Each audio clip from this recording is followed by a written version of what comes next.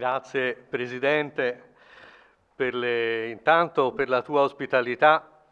e poi per queste parole così appropriate alle quali veramente come ottima introduzione per la giornata di oggi c'è pochissimo da aggiungere. Facciamo una cosa, diciamo che questo di oggi è un evento, così insomma ci saremo tutti tenuti in maggiore considerazione, no? Ma noi sappiamo appunto, ce l'ha ricordato il Presidente adesso, quali sono le difficoltà nelle quali si muovono gli studi di storia dell'arte oggi, anche per quanto riguarda la loro finalizzazione, cioè il problema a che cosa servono queste cose che noi studiamo, i nostri comportamenti, i nostri progetti di studi presenti e futuri. In una delle introduzioni, delle 3 introduzioni ai capitoli, nei quali sono raggruppati vari interventi, Beatrice Failla parla del momento di grande debolezza e depotenziamento per la storia dell'arte.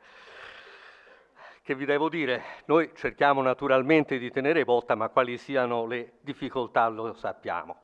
E allora tanto maggiore è la soddisfazione per essere qui stasera a parlare di una grande impresa come la pubblicazione degli atti del bellissimo convegno dell'aprile del 13,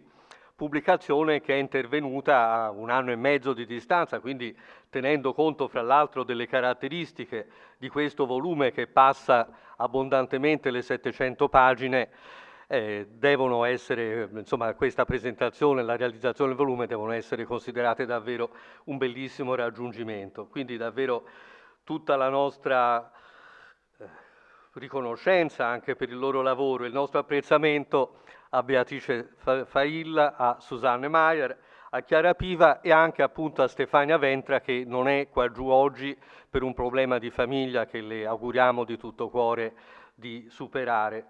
Esattamente come anch'io mi permetto di dire che tutti quelli che sono in questa sala recentemente si sono stretti